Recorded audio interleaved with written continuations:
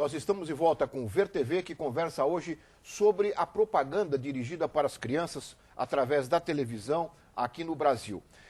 Nós já falamos aqui de vários aspectos dessa propaganda, mas nós não falamos ainda das providências que os pais, os professores, os psicólogos, né, os comunicadores podem tomar caso se sintam lesados por esse tipo de propaganda. Nesse sentido, nós vamos ouvir a advogada do IDEC, que é o Instituto de Defesa do Consumidor, a Mariana Ferraz, que dá algumas dicas aí sobre como se caminhar por essa área. Vamos ouvi-la. No caso da criança, a criança ela é um ser humano em formação que ela muitas vezes não distingue a mensagem publicitária da mensagem da realidade. E aí a gente tem prejudicado um princípio que é um norte específico, tanto do CDC como da ética publicitária, que é o princípio da identificação da publicidade.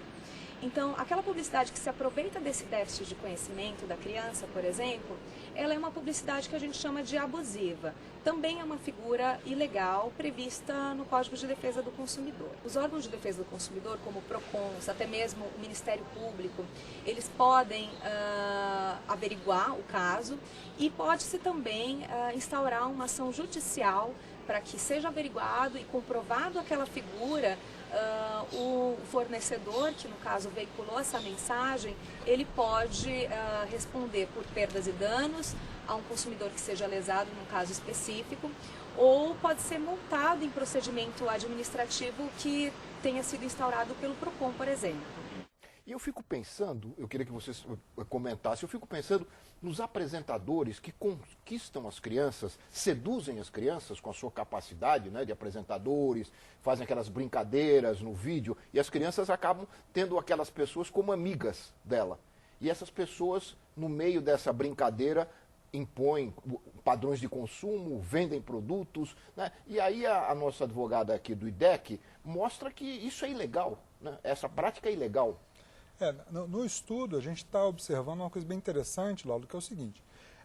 Tem pouquíssima publicidade do Ben 10, que é um dos produtos que mais vende. O que é? Ben 10 é um menino super-herói e tal, alienígena e tal. Então, o Ben 10, as crianças adoram Ben 10, comprar produtos Ben 10, mochila Ben 10, roupa Ben 10, mas tem pouquíssima publicidade Ben 10. Não tem publicidade da Minnie, não tem publicidade do Mickey, mas, no fundo, o próprio programa Ben 10 é uma publicidade de meia hora. O próprio programa da Disney, o canal Disney, é uma publicidade de 24 horas. Todo. Então não precisa ter uma publicidade do Mickey ou da Minnie ou da Gatinha Marie. A criança vai querer comprar a roupa da Gatinha Marie ou da Minnie porque ela gosta da Minnie. E aí a publicidade já é abusiva e é enganosa ao mesmo tempo. Como as coisas da Xuxa, para dar o exemplo nacional. Não, mas a Xuxa, ela tem a publicidade, aí ela tenta até falar assim, não, aqui é publicidade, aqui é programa. Sim. Aí a criança mais ou menos distingue. As muito novas não. Mas nesses casos dos desenhos, Max Steel, por exemplo, tem o produto, é um boneco Max Steel, só que tem um seriado Max Steel de meia hora por dia. Então, é um comercial de meia hora. E a criança está assistindo e fala assim, meu boneco vai fazer isso que está fazendo no desenho. Na verdade, é uma característica, essa coisa do afeto que você está falando. A criança se afeiçoa. E a criança sempre tem referências, ela vai estabelecendo referências, né? E elas não são mais, vamos dizer assim, genéricas, né? Porque, sei lá, o ursinho sempre foi o bichinho de pelúcia. A criança, tudo bem, ela tem uma referência, né? Só que agora isso tem marca, tem produto específico, tem, né, um apelo comercial muito maior, né, e nesse sentido que você está falando, quer dizer, você cria um personagem interessante para a criança e explora imediatamente isso em todo o comércio, criando os produtos decorrentes, quer dizer, você está mexendo com o afeto da criança, com a identificação da criança, que não tem elementos para fazer o discernimento, para julgar diferenças, enfim. A gente, inclusive, mandou uma série de cartas agora para algumas celebridades que vinham fazendo anúncios de cerveja, e por conta do carnaval a gente vê um aumento muito grande nesse tipo de publicidade, né? Então o Projeto Criança e Consumo enviou uma série de cartas a essas celebridades que têm alguma relação com o mundo infantil, pedindo para que eles repensassem esse tipo de atitude, porque isso influencia muito. E uma outra coisa que é ainda mais grave é a inserção da publicidade dentro de programas, né? Então a gente teve um caso recente do SBT que foi multado pelo Ministério da Justiça por conta da inserção de publicidade dentro do Bom Dia e Companhia, se eu não me engano. Então, o que ainda e do Patati Patatá também. O que é ainda mais grave, né? Porque aí você não tem nem a quebra entre o que é programação e o que é publicidade. Mas o merchandising prolifera. Claro. Nesses casos houve multa, por quê? Porque em qualquer programa você tem... Isso é merchandising. O que, pelo código, também é ilegal. Mas então, por quê? Mas tem você que tem ser essa ilegalidade... claramente identificado. No código fala, Claro. a publicidade tem que ser identificada. Claro. Se você tem um personagem que fala, leva isso aqui, ou então você ganha um sorteio, você vai ganhar um PlayStation. Isso é uma publicidade. A criança, e não está escrito em forma publicitária. Se tivesse, não, estava claro que aquilo ali é um anúncio pago. Mas do jeito que vai, o merchandising acaba sendo ilegal. E o adulto, às vezes, percebe merchandising, né? Imagina a criança. Pois é, aparece o carro no meio da novela, marca, fica aquela coisa meio disfarçada, mas nesse caso é descarado. Eu estou insistindo nisso porque se nós formos levar a lei, no caso o Código de Defesa do Consumidor, ao pé da letra, o merchandising não podia aparecer nem na novela. Não. Né? Nesses casos especificamente houve a punição, porque ele foi muito escandaloso, é isso? E eu imagino que porque tenha sido num programa infantil. Porque, na verdade, você também pode aplicar a legislação do Código de Defesa do Consumidor, que diz que se aproveitar dessa ingenuidade da criança é abusivo e, portanto, qualquer publicidade direcionada para a criança é ilegal. Então, eu acho que nesse caso específico do Bom Dia e Companhia do SBT, o que se juntou as duas coisas, né? O merchandising, que é uma prática legal, a abusividade para a criança, que é uma prática legal e acabou resultando em multa. A advogada do IDEC Mariana, fala do déficit de conhecimento. Eu gostei muito dessa expressão porque ela define bem, né? Claro. Há uma pesquisa, o Edgar, vocês conhecem, acho que realizada pela Unesco já há algum tempo, em vários países do mundo, em que mostra que algumas crianças até 12 anos têm esse déficit de conhecimento em relação ao que é propaganda e ao que é teledramaturgia, por exemplo. Né? Na pesquisa a gente dividiu, a gente pegou os estágios do Piaget. Então, a gente classifica até 2 anos, de 2 a 7 anos e de 7 a 12 anos. E a gente vê que alguns canais, algumas publicidades são direcionadas para cada um deles. Então, por exemplo, os canais que são para crianças muito pequenas, que é Disney Junior e Nick Junior, quase não tem publicidade. Então, os próprios canais já têm uma autoconsciência de que não vamos fazer publicidade para crianças muito pequenas. Passa publicidade de fralda, mas aí é direcionado para a mãe. Nos outros, para crianças mais velhas, essa de 7 a 12 anos, é um bombardeio.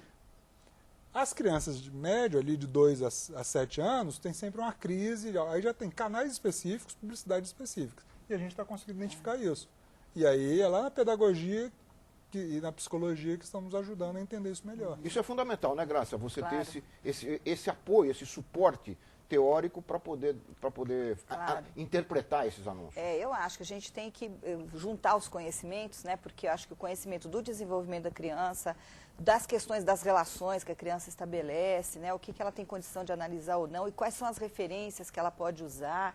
Isso tudo são coisas que a gente estuda e que é importante fazer mesmo essa articulação. E uma coisa que nós não falamos ainda, você tocou rapidamente, mas não deu para aprofundar, é a questão, como isso é tratado em outros países, em grandes democracias do mundo. Porque quando se começa a discutir alguma regulamentação para meio de comunicação, sempre a resposta do outro lado é que é censura. Essa questão para a criança me parece que é tão óbvia, né? Quer dizer, na verdade é proteção à criança. Claro. Como é? Você pode em um minuto falar disso? Falo. Por exemplo, a gente tem os países nórdicos, não tem publicidade para criança. Proibido. É proibido. Completamente nos canais públicos e nos canais privados tem uma série de limitações. Na Austrália é proibido. No Canadá, a parte francesa. Na Bélgica, a parte francesa também não pode nenhum tipo de publicidade. No Canadá, a parte de fala inglesa tem uma série de regulamentações também. Na Inglaterra tem regulamentação, uma que é bem interessante da Inglaterra, é sobre o preço. Se o comercial, se é um produto muito caro, tem que aparecer o preço. Isso que você falou no começo, né? Para a criança saber que aquilo ali é caro, para poder não pedir ao pai. Mas aqui a gente coloca um comercial de uma boneca, a gente tem um comercial de boneca que custa R$900. E mostrando a boneca como, então a criança, eu quero essa boneca. Mas peraí, dá 2 salários. Uma boneca. Eu tive um depoimento de uma psicóloga aqui num outro programa aqui, Raquel Moreno, dizendo que uma mãe se sentia, a filha passou a achar que a mãe não gostava dela, não tinha mais, perdeu o amor por ela, porque não comprava determinado brinquedo desse tipo. sem saber se a mãe podia ou não comprar. Então, o que acontece em outros países é que já houve uma consciência da sociedade, das empresas e do Estado de que, peraí, criança é algo diferente. Criança tem que ser tratado como criança, não como consumidor. No Brasil, algumas agências de publicidade, anunciantes e veículos de comunicação continuam achando que é terra de ninguém. Então, deixa, né? Vamos faturar em cima. E o que é interessante é que muitas empresas, a maioria delas transnacionais, em outros países, seguem a norma tranquilamente. Mas aqui no Brasil... Vale tudo. Vale tudo. Nós estamos terminando, chegando ao final do programa. Eu queria ouvir, Gabriela, quais são as expectativas do Alana para a pesquisa, mas mais do que isso, que interessa ao público, como é que vai ser feita a divulgação desses resultados? Olha, a gente vai sempre divulgar os resultados no nosso site, no blog do Criança e Consumo também. É www.criancaeconsumo.org.br, criança sem cedilha. Criança e Consumo, tudo junto. Tudo junto.org.br, ou no blog, que é o www.consumismoinfancia.com. A gente está no Twitter, está no Facebook. Agora, logo depois da Páscoa, isso já vai dar para ser mostrado? Os resultados da propaganda pré-Páscoa, né, Edgar? Sim, a do Natal já vai estar à disposição já. A da Páscoa, logo depois... Tem um período de análise. Um período de análise a gente já solta da Páscoa, porque a gente está achando que de alimentos vai crescer muito. Há essa diferenciação, né, entre o brinquedo e o alimento, né? No caso da Páscoa, aumento de alimento. E na Páscoa tem uma coisa pior, porque vem o brinquedo dentro do alimento. Claro. Né?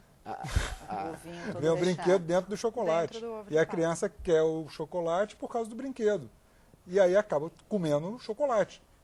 Então, essa venda casada, né, que também o Instituto Alana tem um trabalho bastante... A gente tem vários casos de denúncia, principalmente com lanche com brinde, ou então chocolate com brinde, inúmeros casos. E isso é uma coisa que eu acho que é importante também. A gente recebe denúncias, então eu queria deixar um convite para as pessoas que realmente viram uma publicidade, viram uma venda casada, façam a denúncia no nosso site. A gente procura analisar todas, dar encaminhamento quando é cabível, e a gente sempre dá um retorno também. Então, não apenas se informar, mas se mobilizar e agir a respeito. Né? E nossos deputados e senadores também.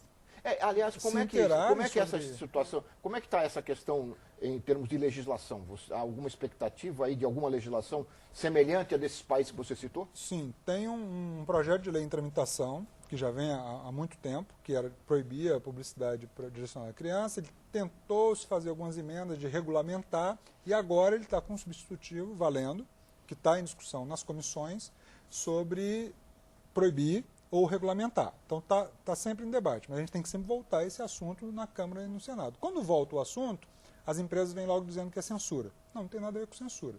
Tem a ver com... Quer dizer, essa pesquisa, claro que vai subsidiar esse debate. Isso. A gente vai encaminhar para os deputados e senadores a pesquisa, e eles vão ver comprovadamente, cientificamente, aquilo que alguns pesquisadores já vêm falando há muito tempo. E que contradiz aquilo que o mercado fala muito da boca para fora. Claro. Graça, para concluir, eu acho que os psicólogos, e principalmente o órgão dos psicólogos, principal, que é o Conselho, está presente nessa discussão. Tá sim. Inclusive, eu ia dizer, né, a gente tem participado, o Conselho Federal de Psicologia, os conselhos regionais, tem grupos discutindo essa questão de mídia e subjetividade, já foram realizados vários eventos, e tem material disponível no site do Conselho Federal. Tem vídeos disponíveis sobre isso. Pode dar o site também para www.cfp, Conselho Federal de Psicologia.org.br. Tem resultado de pesquisas? Tem resultado, tem texto, tem publicação de debates que foram realizados, tem vídeos fazendo essa discussão, tem bastante material para quem quiser também conhecer melhor o assunto. Muito bem, muito obrigado, Graça, muito obrigado, Edgar, muito obrigado, Gabriela. Eu que agradeço.